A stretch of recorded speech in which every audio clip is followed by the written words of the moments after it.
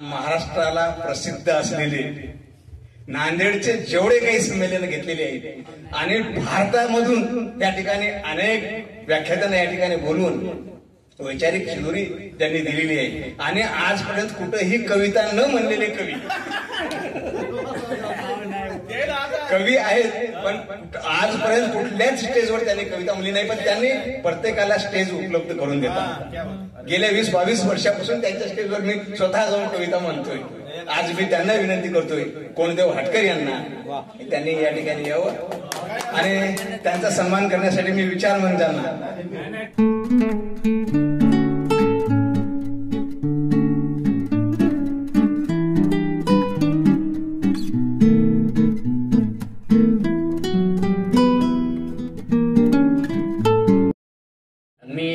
पहिल्यांदाच आपल्या समोर उभा आहे. आदरणीय मंचावर उपस्थित अतिशय दिग्गज साहित्यिक कवी आणि पुढे उपस्थित असणारे सर्व परिचित कवी मित्र, मी काही कधी कविता सादर केलेली नाही. अतिशय चांगल्या कार्यक्रमाचा आजच्या दिनी सप्तरंगी साहित्य मंडळानं या काव्य मैफिलीचं आयोजन केलं आणि मी रसिक म्हणून या कवी संमेलनाला उपस्थित राहण्याचं कालच सरांना कबूल केलं होतं आणि त्याच्याप्रमाणे मी इथं आलो. अतिशय मोठी मंडळी या ठिकाणी उपस्थित आहे आणि त्यांच्या पुढे मी काहीतरी सादर करावं अशातला काही भाग नाही तो. तरी आता सरांनी म्हणल्यामुळं मी कधीतरी लिहून ठेवतो काहीतरी एखादी गोष्ट, तर ती आपल्या समोर मी सादर करेन.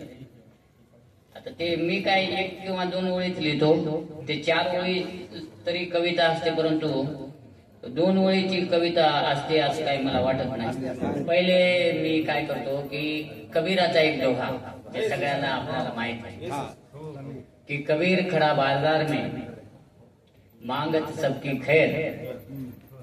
कबीर खड़ा बाजार में मांगत सबकी खैर, ना किसी से दोस्ती ना किसी से बैर. बरोबर. कबीर खड़ा बाजार में मांगत सबकी खैर, ना किसी से दोस्ती ना किसी से बैर. गुरु रविदास जी काय म्हणतात, ऐसा चाहो राज में, ऐसा चाहो राज में जहाँ मिले सबन को अन्न.